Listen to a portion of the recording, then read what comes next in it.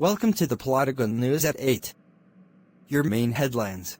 U.S. President Donald Trump has said the month-long ceasefire between the U.S. and Iran is on massive life support. He told reporters in the Oval Office on Monday that while the ceasefire remained in place, it was unbelievably weak. Following Trump's comments, Iranian parliamentary speaker Mohammad Khalibaf wrote on X that Iran's armed forces were ready to respond and to teach a lesson for any aggression. Iran laid out its demands to end the war and reopened the Strait of Hormuz in a counteroffer sent to the U.S. on Sunday. Trump rejected the proposal, calling it totally unacceptable and a piece of garbage. After Trump's comments, Esmail Bey, a foreign ministry spokesperson for Iran, said Tehran's proposals were responsible and generous. After his comments saying Iran's armed forces ready to respond, Khalibaf said in a separate post on X that there was no alternative but to accept the rights of the Iranian people as laid out in the 14-point proposal. The longer they drag their feet, the more American taxpayers will pay for it, he said.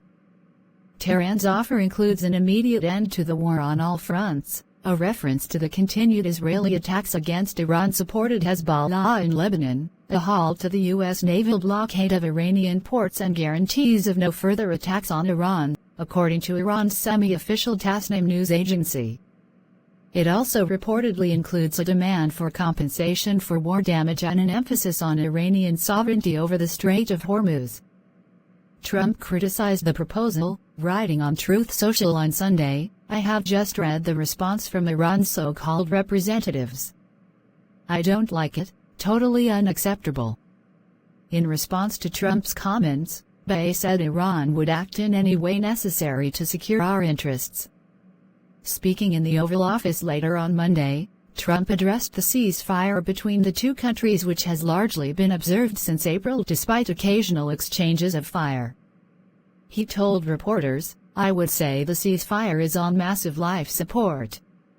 When the doctor walks in and says, 'Sir, your loved one has approximately a 1% chance of living.'"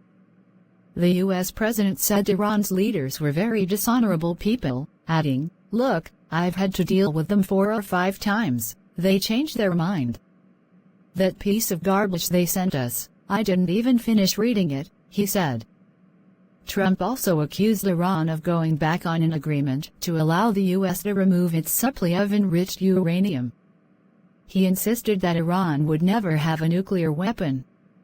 Iran's Tasnim news agency quoted a source close to the negotiating team as saying, "There is no such thing in Iran's proposal as accepting taking out enriched nuclear material."